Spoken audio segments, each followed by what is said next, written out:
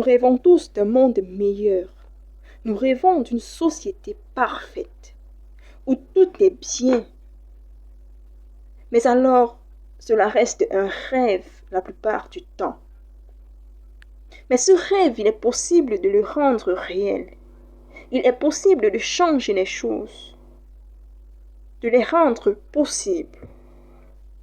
Attention, il ne faut pas attendre que les autres changent, non. Premièrement, changeons d'abord nous-mêmes. Après, s'il est impossible de changer les autres, changeons la façon dont nous réagissons à toutes ces situations auxquelles nous sommes confrontés. Nous pouvons y arriver. Il suffit juste d'un tout petit effort pour comprendre et s'adapter. Alors, ce monde meilleur dont nous rêvons se manifestera. Être heureux seul, c'est triste. Mais partager, c'est montrer de l'amour pour la vie, pour l'humanité. J'espère que cette vidéo qui viendra juste après t'apprendra quelque chose de nouveau. Écoute.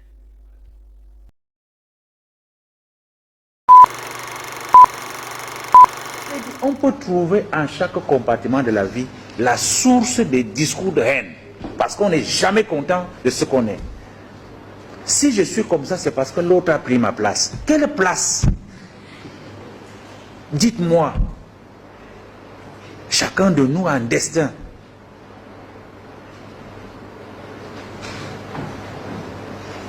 À partir de cet instant, si nous retrouvons l'humilité, que d'aucuns qualifient de faiblesse, mais l'humilité est une force. Celle-là qui nous réconcilie avec le Très-Haut. Je ne vous ai pas dit d'être naïf. Loin de nous ce discours de naïveté. Vous devez être réaliste et comprendre que votre propre bonheur est aussi lié au bonheur des autres. Et j'aime souvent le redire et souffrir que je le redise encore aujourd'hui. Nous sommes aujourd'hui trop préoccupés par le matériel. Et croyez-moi, il ne faut jamais être heureux seul. On vous donne des responsabilités, tu es là tout seul, tu accumules, mais tes collaborateurs ne savent même pas si tu manges, si tu bois, on ne sait même pas si... Non, il faut anticiper. Chacun de nous a besoin d'un peu de lumière. Quand Dieu vous place quelque part, vous devez faire le bonheur autour de vous. Chaque chef qui est chiche, qui a le franc en main, ne mérite pas sa place. Commentez comme vous voulez. Moi, je dois vous dire les vérités. On doit partager. C'est lorsqu'on partage qu'on diminue la haine. Voyez-vous, votre domestique qui touche votre nourriture, qui touche vos habits, vous attendez que le mois passe 10 jours avant qu'il commence à grincer les dents. Patron, est-ce que c'est pas possible? Faites attention. Il faut anticiper, donnez-lui 2 ou 3 mois d'avance. Et au-delà de son salaire, faites quelque chose parce qu'il touche à votre nourriture. Qu'est-ce qu'il ne peut pas faire avec?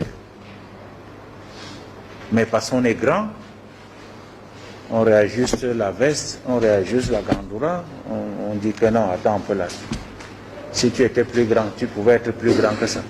Mais méfions-nous. Voilà des petites choses. Vous attendez des grands discours. Ce n'est pas ça. On ne fait pas la théorie ici. Ce n'est pas l'université où on va vous crier. Voilà au quotidien des problèmes, des discours de haine. Et là, c'est la haine que vous entretenez dans votre propre famille. Parce que vous méprisez le domestique, vous méprisez le chauffeur. Vous méprisez votre épouse. Il faut lui dire merci quand elle vous a fait une bonne sauce. On n'est pas très sérieux, nous les hommes. On est méchants même à la limite.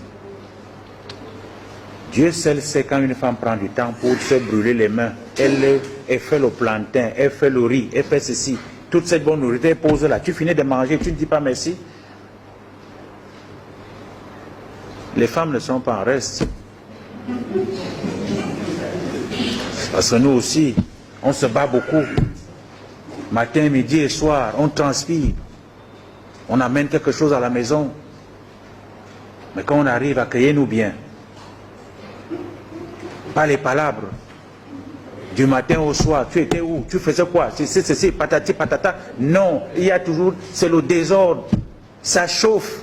Et quand ça chauffe comme ça, le mari, il est obligé d'aller ailleurs là où c'est calme. Voilà les discours de haine. Parce que je vous assure, laissez les dictionnaires, laissez les choses compliquées. Regardons autour de nous. Que faisons-nous pour que la vie soit allégée, soit moins pénible? Chacun de nous a une responsabilité.